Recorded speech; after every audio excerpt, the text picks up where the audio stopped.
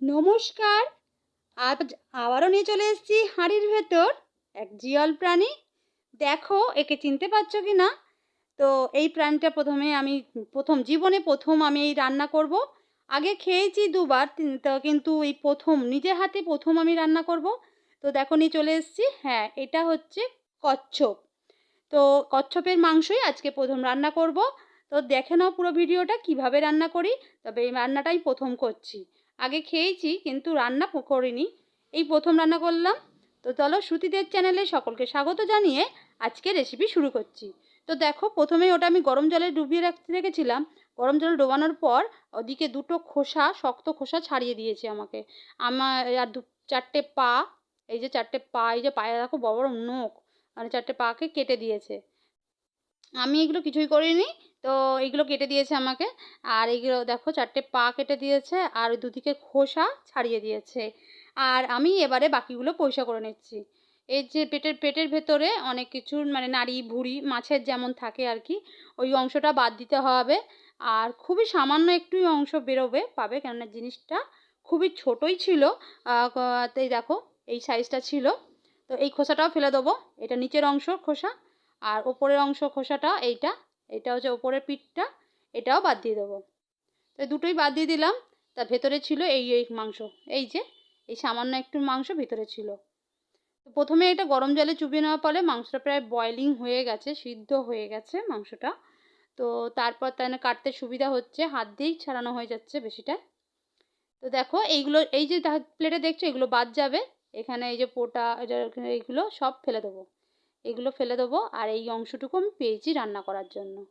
তো এর মধ্যে দেখো চারটে পা আছে, 1 2 3 4, চারটে পা, মাথা, এগুলো সবই বাদ গেছে, দুদিকে খোসা আর নাড়ি ভুঁড়ি, যে এগুলো পেটে থাকে ময়লা, ওগুলোও বাদ গেছে। দিয়ে এইটুকুনি অংশ পেয়েছি, এইটাকেই রান্না করব। তাও আরও ভালো করে ধুয়ে নেবো দুবার। তো দেখো এই যে এইটুকুনি অংশই পেয়েছি, ভাবে মাংস কালারটা দেখো কত পুরো রেড কালারটা। তো এই দেখো এইগুলো সবই বাদ যাবে। এই অংশ এইগুলো দেখো এটা নিচের অংশটা ছিল কতটা দেখো মোটা, এইগুলো বাদ দেব। তো চলো। আর এটা কিন্তু অনেকে বলে যে পিঠটা ঘরের কোনো অংশে কোণে রেখে দিলে ভালো, ঘরের মঙ্গল হয়। তো সেইটার জন্য আমি ভাবছিলাম এটা কি রেখে দেবো কিনা, তো ওটা আলাদা রাখলাম। দেখো এবার রেসিপি তৈরির জন্য নিয়ে নিয়েছি আলু। মাংসর মতনই রান্না করবো, আলু, পেঁয়াজ, টমেটো, কাঁচা লঙ্কা আর রসুন নিয়ে চলে এসেছি। প্রথমেই কড়াইতে দিয়ে দেবো সরিষার তেল। সরিষার তেলটা একটু গরম হয়ে গেলে তারপরে আমি আলুগুলো ভেজে নেব। গ্যাসটা জোরে দিয়ে দিলাম যাতে তেলটা গরম হয়ে যায়। তেলটা একটু নেড়ে চেড়ে নিচ্ছি, কড়ার চারিদিকে লাগিয়ে দিলাম। তেলটা গরম হয়ে যাওয়ার পর আলুগুলো ভেজে নেব। আলুগুলো এইভাবে নেড়ে চেড়ে ভালোভাবে লাল লাল করে ভেজে নেব। আর ততক্ষণে আমি আদা রসুনটা বেটে নেব। আলুগুলো ভাজা হতে থাকুক। আর এদিকে মাংসের মধ্যেও একটু হলুদ মাখিয়ে দিচ্ছি। হলুদ মাখিয়ে নুনটা দেবো না, নুনটা পরে দেবো, কেননা নুনটা দিয়ে মাংস থেকে অলরেডি জল ছেড়ে যায়। তাই শুধু একটু হলুদ মাখিয়ে রেখে দিলাম।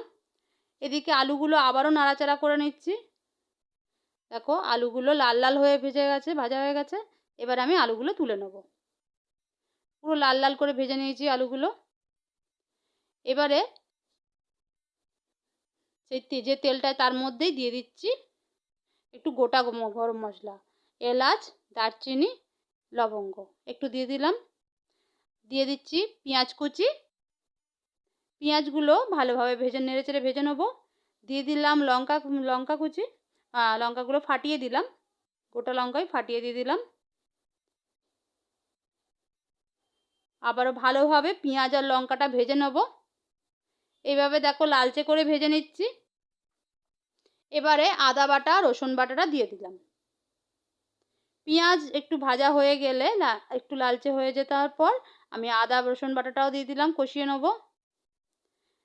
আবারও ভালোভাবে নেড়ে চেড়ে নিচ্ছি আদা রসুন দেওয়ার বাটার পর।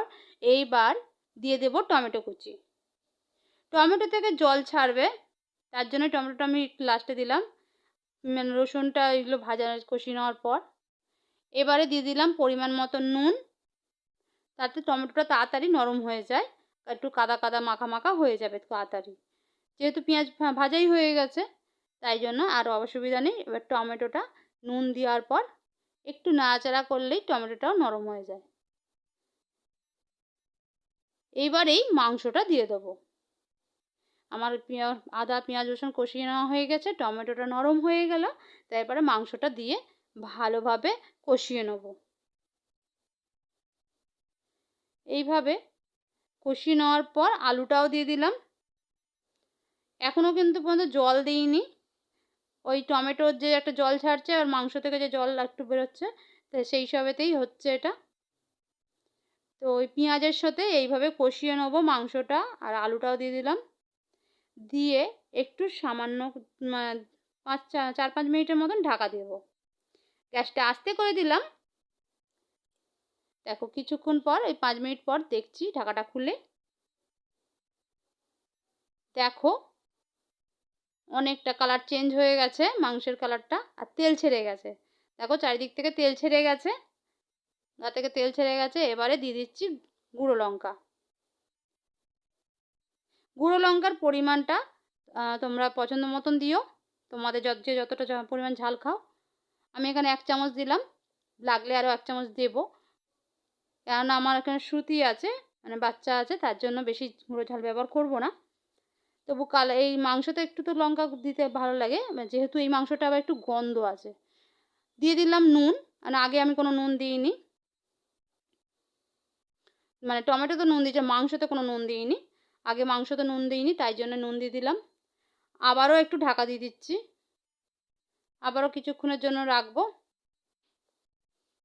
দেখো এবারে মাংস থেকে জল বেরিয়েছে, এই দেখো একটু জল জল বেরিয়েছে। এবারে ঢাকনা খুলে ভালোভাবে নেড়ে চেড়ে কষিয়ে নেব, আর দিয়ে দিচ্ছি গরম মশলা।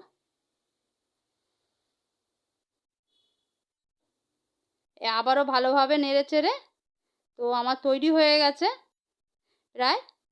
আমি একটু পরে নামিয়ে নেবো, গাটা শুকনো করে নিচ্ছি, আর একটু গাটা মাখা মাখা করে নেবো গরম মশলা দিয়ে একটু নেড়ে চেড়ে। আর গ্যাসটা নিভিয়ে কিছুক্ষণের জন্য ঢাকা দিয়ে রাখবো, তারপরে 5 মিনিট ঢাকা দিয়ে রাখবো। গ্যাস নেবানোর পর নামিয়ে তুলে নেবো। তো তৈরি হয়ে গেছে আমার নতুন রেসিপি, কচ্ছপের মাংস। তো আমি জীবনে প্রথমেই রান্না করলাম আর তোমাদের সাথে ভিডিওটা শেয়ার করলাম। তো কেমন হয়েছে আমার রান্নাটা দেখে বলো, আর ভিডিওটা ভালো লাগলে অবশ্যই একটা লাইক করো, আর কেমন হয়েছে অবশ্যই একটা কমেন্ট করে জানিও। তো দেখো আমার তৈরি হয়ে গেছে কষা কষা কচ্ছপের মাংস, যেটা কালারটাও কিন্তু খুবই সুন্দর হয়েছে, আর খেতেও সত্যি ভালো হয়েছে। তোমাদের একটা মাংস দেখাচ্ছি কতটা নরম হয়েছে, এই দেখো। মাংসটা খেতে অনেকটা হচ্ছে তোমার একটু সে মাছের মতন নরম, অনেকটা মাছের মতন, ওই কাঁকড়া, এই যে কাঁকড়ার মাংস আছে না, যেমন হয় ওই টাইপের, বেশ নরম, আর অন্য মাংসের মতন ছিবড়া নয়, মাছের মতনই খেতে। তো প্রথমে আমি শ্রুতিকে দেখালাম, দিলাম, শ্রুতি তো দেখলো।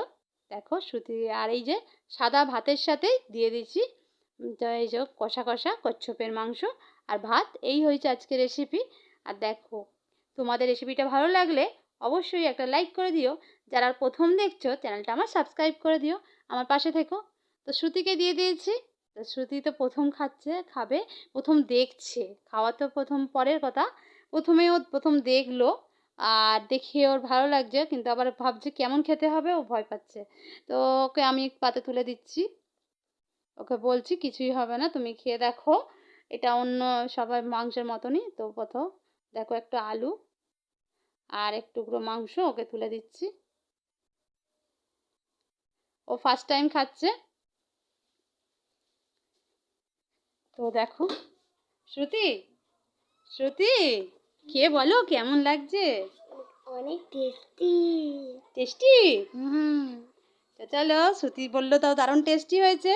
তো তোমাদেরও ভালো লাগলে তোমরা যদি কোনো এরকম রেসিপি রান্না করে থাকতে চাও করে ফেলো। আর তোমরা আমার আরও ভিডিও দেখার জন্য আমার চ্যানেলটা সাবস্ক্রাইব করে দিও। আজকের মতন এখানেই শেষ করলাম, সবাই খুব ভালো থাকবে।